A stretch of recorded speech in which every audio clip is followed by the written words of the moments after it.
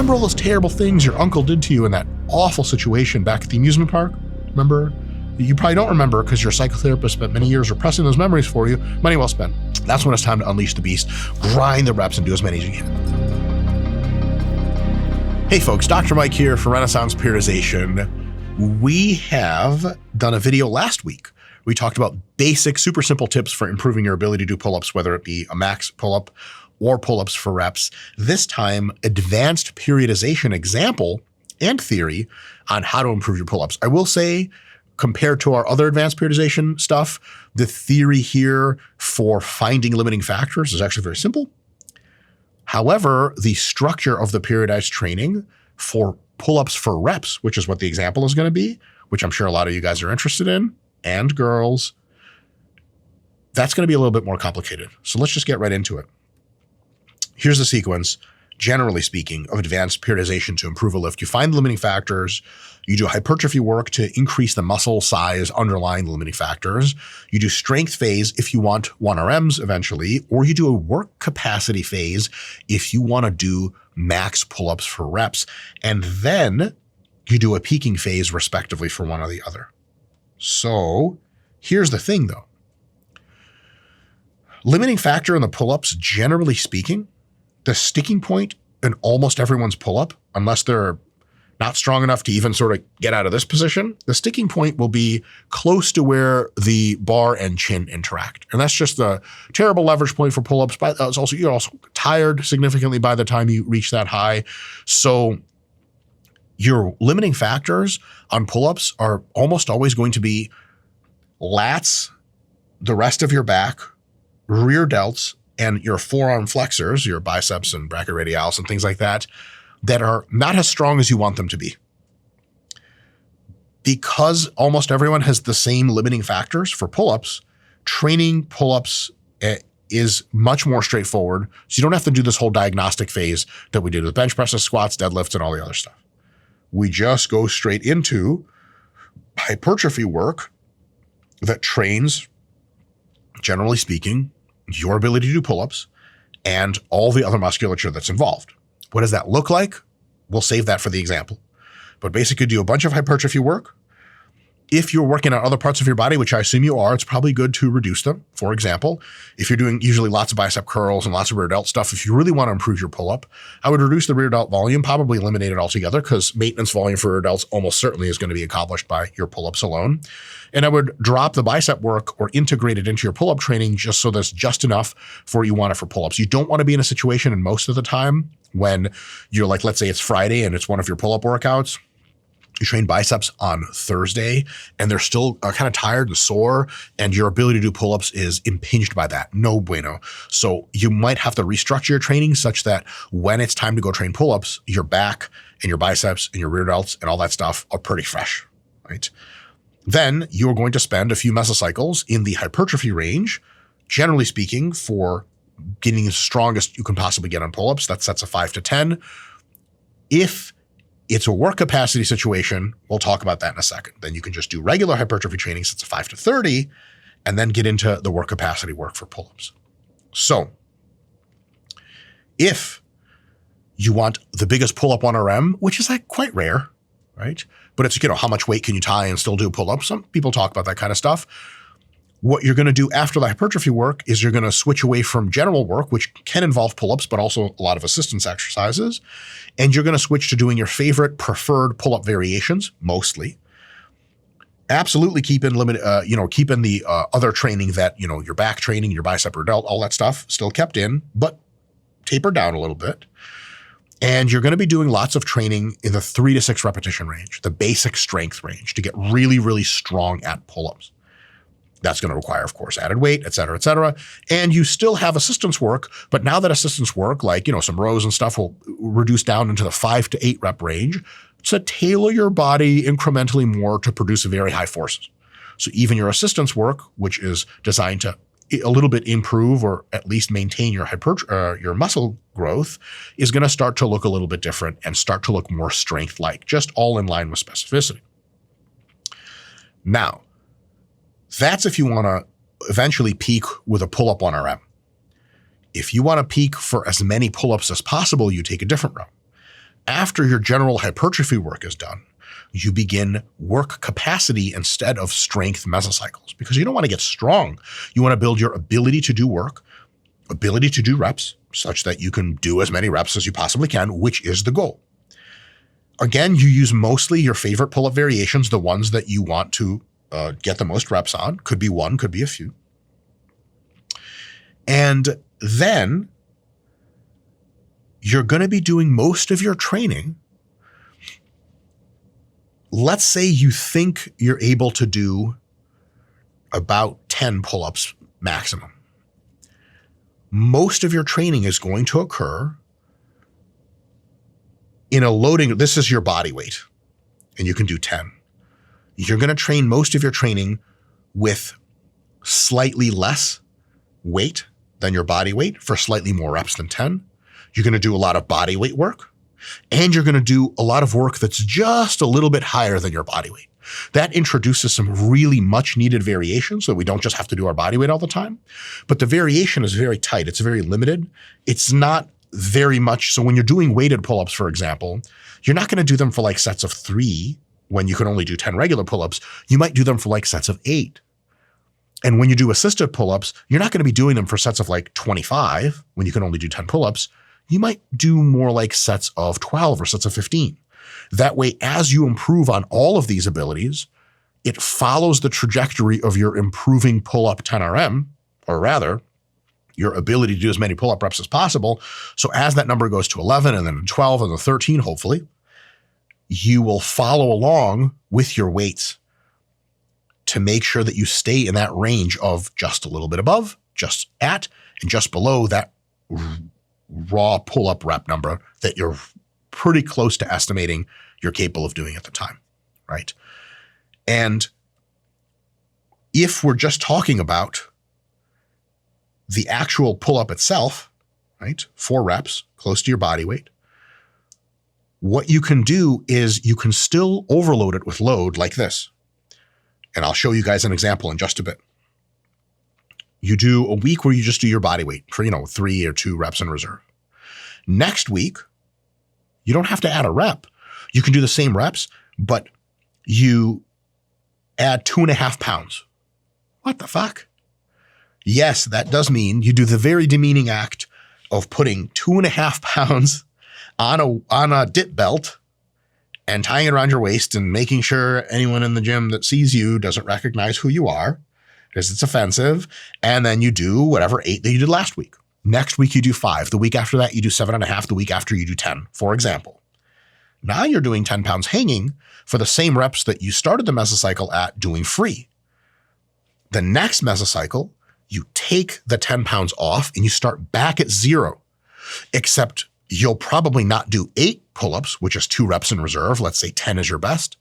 Now you're going to probably do like 10, and that's still 2 RIR. Now your pull-ups have moved up to 12. And you keep going through that cycle. That's just for that training right in that range that you're supposed to. For another workout of that week, you would do the one above in loading. So that means you start at 10% over your body weight with the weight assisted. This is if you can do like 10 to 20 plus pull-ups. This is very realistic. So let's say you weigh, oh gee whiz, 150 pounds. That means you start that pull-up workout, not at body weight, but you started at 15 pounds hanging, and you slowly work up until you're at like 15% of your body weight, just a 5% move, right? Which for you is like 7.5 pounds. So you start at 15 pounds and you go up to let's 22.5, or for simplicity, 25 pounds. When you hit 25 pounds, you drop back down to 10% over, deload, next mesocycle, back to 10%. And then you go and do pull-ups again, but now you'll be able to do more reps. So as you can see, right around your pull-up body weight, you add a little bit of weight and go back down, add a little bit of weight and go back down.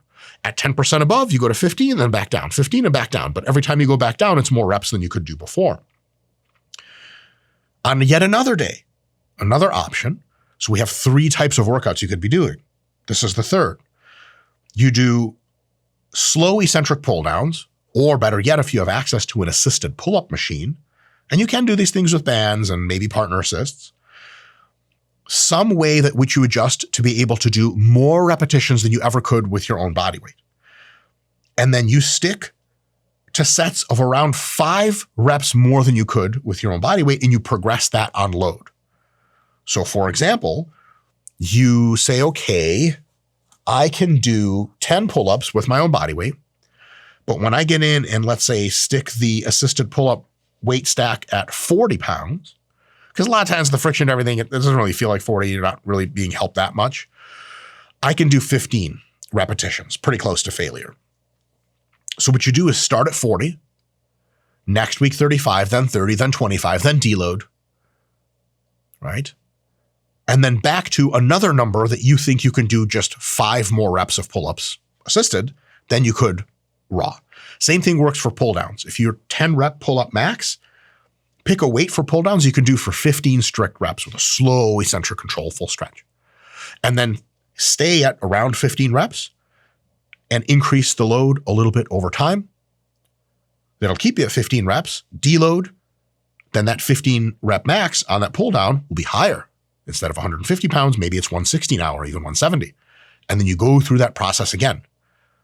So you always keep that other day. So day number 1, let's say we do it in order of intensity, which is probably how you should do it. Well, actually, let's see. Let me not get too far ahead of myself. Yeah, hell yeah. So once I talk through this, we'll show you the example and you'll be like, aha. So day 1, there's other work to be done, but the primary work you do is weighted pull-ups that are an average of 10% heavier than your body weight. And when you float up to 15, you cut back down, deload, repeat, and then that number moves up, number of reps. On Wednesday, let's say, you do basically right around your body weight. You start with body weight and you only move up by 2.5 pound increments until you hit 10 pounds extra. Then you take the 10 pounds off, deload, repeat, and then you get more reps. So we have one above in load. We have one right around, just at in load. And then the other day, Friday, you would do assisted pull-ups or pull-downs, for example, with an average of 5 reps more than your initial estimate at your best. So if you could do 12 pull-ups, then you start doing sets of first set would be 17 assisted pull-ups, whatever's hard for 17. And then you slowly keep that 17 reps, but you decrease how much assistance weight you're doing, or if it's pull downs, you increase how much load you're lifting so that you're still doing 17 reps on week number 4 of the progression, but it's more challenging with more weight, closer to failure. Deload, repeat, and continue.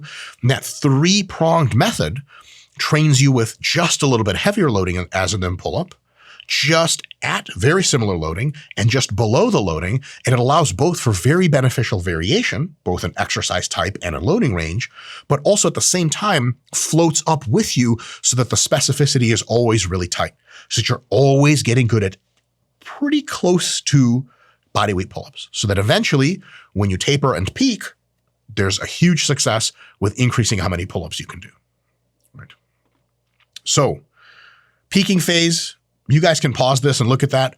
But basically what you want to do is you train hard in the first part of your peaking phase with both lots of pull-up work and accessory work. After a few weeks, you pull out or heavily reduce the accessory work to where it's just pull-up work, but still hard.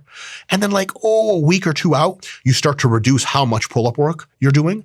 How much work means how many sets per workout. It does not mean that you're not training hard when you're training. Fewer sets, right? The sets are just as hard each time. Your body starts to be able to impose less fatigue on itself because the volume is dropping. I mean, our assistance volume already went. That's a big step. Your main lift, your main pull-up work volume is dropping. The intensity is still high. What that does is that drops fatigue. It raises or at least maintains in the last 2 weeks your fitness. Fitness minus fatigue is preparedness. Your preparedness, your ability to eventually do a shitload of pull-ups goes like that. And then that's when you test at the very end, very low fatigue, high fitness, and voila, you're doing lots of pull-ups. So let's look at an example of that. Here, the example is very specific. You are trying to do as many repetitions of pull-ups with your body weight as possible, and your current best is 11 reps. Okay. I've been in this situation myself specifically. So for your hypertrophy mesocycles, on Day 1, you would do lots of sets of 5 to 10 in weighted pull-ups.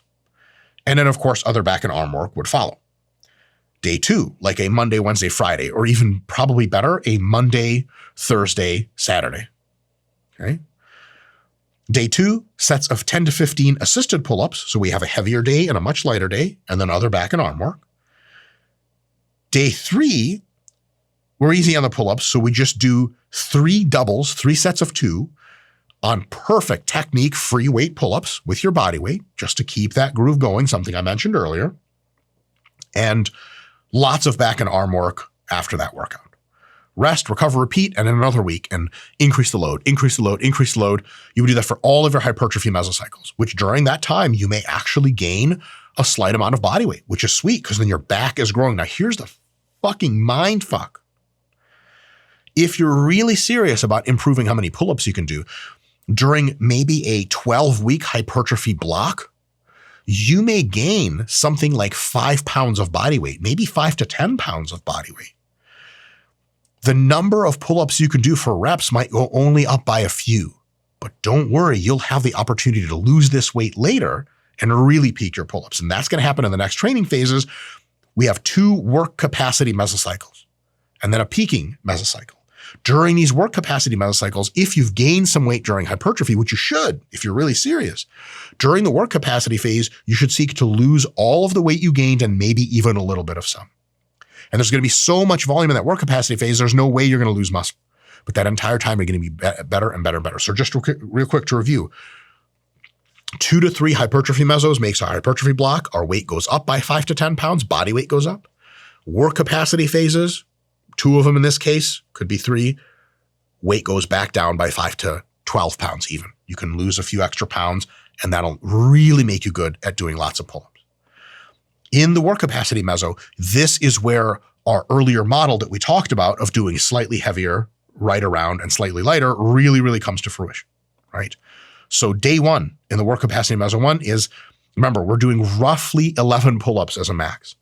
We do sets of 8 to 10 weighted pull-ups and then other arm and back work, slowly increasing the weight. That's that 10% plus. Day 2, we do sets of 10 to 14 minimally weighted pull-ups. Now, notice I said 10 to 14 because we could start with around 10 and actually work up to 14 because now 14 is our best pull-up ability.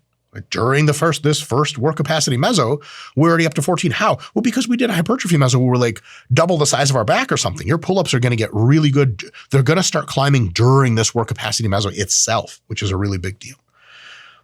And if you add, remember it's weighted pull-ups, so if you add more than 10 pounds, strip and go back and your rep will jump. That's how we get to that 14. It's going to be like, 3 weeks in where you got up to 10 pounds, workout number 4, 0 again. You're like, holy shit, I just did 14 pull-ups. This is pretty fucking amazing. I already got 3 pull-ups better.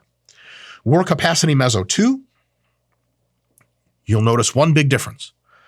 It's almost exactly like work capacity meso 1, except all the reps are up by, about 2. Why? Because we got 2 reps stronger, probably as a result of the first work capacity meso. So in this example, it's I wouldn't say optimistic. It's average to a little bit optimistic.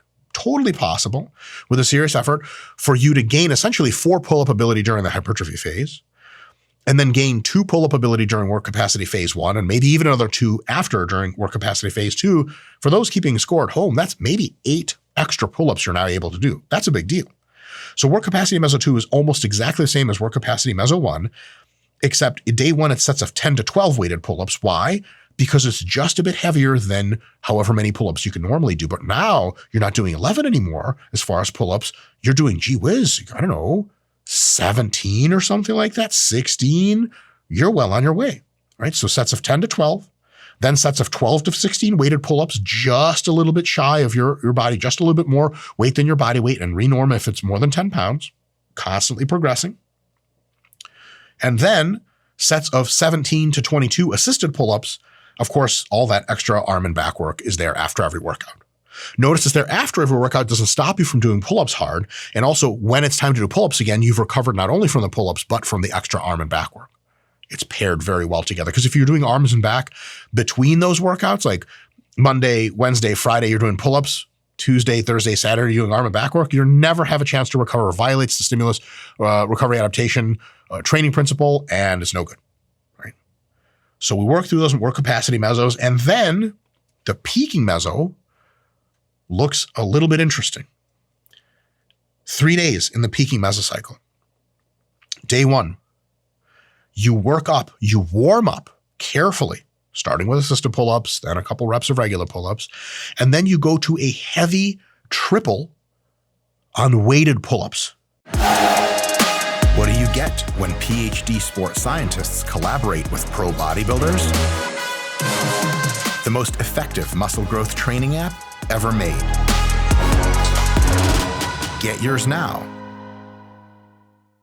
A heavy triple potentiates your nervous system so much that when you go into just one heavy triple, one heavy set of 3, increasing the load every week, eventually, like the week before you peak, you'll fail at, you're very close to failure at your best triple. Just one set. The next sets after that, a few sets, it says, of bodyweight pull-ups are going to be mega PRs. You're going to feel like you're flying because a heavy triple, let's say by this time you can do 3 sets with 50 pounds hanging. Take 50 pounds off the pull-up and you're going to be like, holy fucking shit. We'll come back to that heavy triple in a bit. That's workout 1. Day 2 is sets of 10 to 14 pull-ups, which is now under what you can do maximally. Come up 10 pounds, renorm, etc. And then on that same day, after you do your sets of, whatever pull-ups up to 10 pounds with weight and then go back down, getting closer and closer to failure, you're going to do assisted pull-ups in the 18 to 23 rep range. So we have one workout for our regular pull-ups after a triple to potentiate regular. And then day 2 is we have the slightly sort of in that just heavier range and then slightly in that just lighter range. So we're taking one stone and throwing it at two birds die. That's great. Why? Because this is a peaking protocol and we want every Monday workout or day 1 workout to be really fresh so we can really show off and start to really get close to our best ability to do fresh pull-ups, which is why day 3 isn't that normal rep work, which would make you tired for next Monday. Day 3 is you just do 3 doubles of perfect technique pull-ups, minimum arm and back work, go home and rest. A couple days later, you come back and that Monday feeling fresh, hitting a mega hard triple, and then boom, multiple sets of what are now probably going to be PR attempts, right? 2 weeks out, you take all of your assistance work for arm and back, or most of it at least, and just remove it from the program. Keep doing the program as is. The simplest peak here is this. The last week of the peak, okay, here's the last week. This next week, you're going to test on this Monday. Take the sets of pull-ups that you're doing and just cap them at 1 for each kind of pull-up. So you're going to do 1 heavy triple, 1 high rep pull-up with body weight, close to failure, 1 rep away from failure. That's Monday. Wednesday or Thursday, you're going to do 1 set of slightly heavier pull-ups, 1 set of light assisted pull-ups, leave the gym. Your fatigue is falling at this point. Your fitness is staying constant or even elevating. Friday, you're going to go and do the same 3 doubles of perfect technique pull-ups and fuck off. No assistance, nothing. Just go home and rest. This entire time, your diet should be locked in so that you're weighing basically the same thing every single day. And hopefully you did the fat loss diet during this time so that you're now at a slightly lower body weight than when you started this whole thing 6 or 7 months ago. Long time, but a lot more reps on pull-ups. When you come back on Monday to hit your mega PR attempt, what you should do is warm up to hit a hard single with weight. So instead of a triple, go to a single because you don't want the fatigue and get up to like a single that's like pretty fucking challenging. Like maybe the same weight you would use for a 3 RM triple, just do it once. So last week you did 50 pounds for a hard fucking triple. This week put 55 pounds on, well, warm up to it, 55, and do a fucking awesome technique pull-up. Ooh, rack with 55 pounds. Rest 3 to 8 minutes in length depending on how much pull-ups beat you up. If you're one of these people that a couple seconds after, like, I can do it. Rest 3 minutes. Trust me, no less than that. Get your shit together. Turn on your fucking iPhone, switch the screen and do the zoom and color the shit and aperture, whatever, videographer shit. The videographers in my high school, people that got beat up. But Scott, the video guy, he was the one doing the beatings. That's why I hired him. I don't deal with that shit. Too pretty to get beat up. Said, no, whatever. That looked like me. In any case, as soon as you're done with that 55-pound single, for example, 3 to 8 minutes of rest. If you think you've had enough rest just a little more. That is actually an iterative loop that goes to infinity. You guys know what I mean. A little bit more rest than you may think you need. Gear up, chalk, phone, wave to the girl you liked, tell her eyes on me, comma, expletive. You guys fill in the blanks. Whatever you like to call females in order to bring them down to your pathetically low level. And then calmly, no rush, begin to execute the reps exactly as you were practicing them. Don't get that bullshit butterfly shit. You'll have it a little bit, but just be like, this is another awesome working set I'm posting to all of my 3 followers on TikTok. And I'm going to do the good technique that I'm known for. And then as the pull-ups get harder, then you unleash the beast psychologically. Because remember, it's reps. What you don't want to do is get super psyched up for reps, because then the first pull-up's really easy. You're like, why did I get psyched up? As you do pull-ups and the shit starts to really resist you, still with good technique, remember all those terrible things your uncle did to you in that awful situation back at the amusement park? Remember? You probably don't remember because your psychotherapist spent many years repressing those memories for you. Money well spent. That's when it's time to unleash the beast, grind the reps and do as many as you can. And you're going to be looking at your video after, and you're going to count the fucking reps because you probably lost track having a psychotic episode. And you'll be like, oh my fucking God, I did 11 reps 6 months ago, and I just fucking did 19 reps. And you will ask yourself, how can I pay Dr. Mike back for this incredible 8 gifted repetitions that I technically worked like crazy for and wasn't a gift at all? How can I pay him back? And the answer is this, folks, just buy me another Lamborghini. It's not that hard. They have a dealership. There's different colors. You point to one. My butlers point to it. I don't ever show up at that place. You get one, you ship it to me. It's the least you could do. And I mean, honestly, it's the least you could do. Let me know if you guys have any questions. Let me know if you guys have any personal stories about what has worked for you to increase your pull-ups. And yeah. Oh, and by the way, that's all down there. There's links to beneficial stuff that we have and all sorts of apps and diets and all kinds of things that give me Lamborghini money. Buy something, if you're feeling spry. Anyway, you don't have to buy anything, but if you want, please do. Thanks for tuning in, and we'll see you guys next time.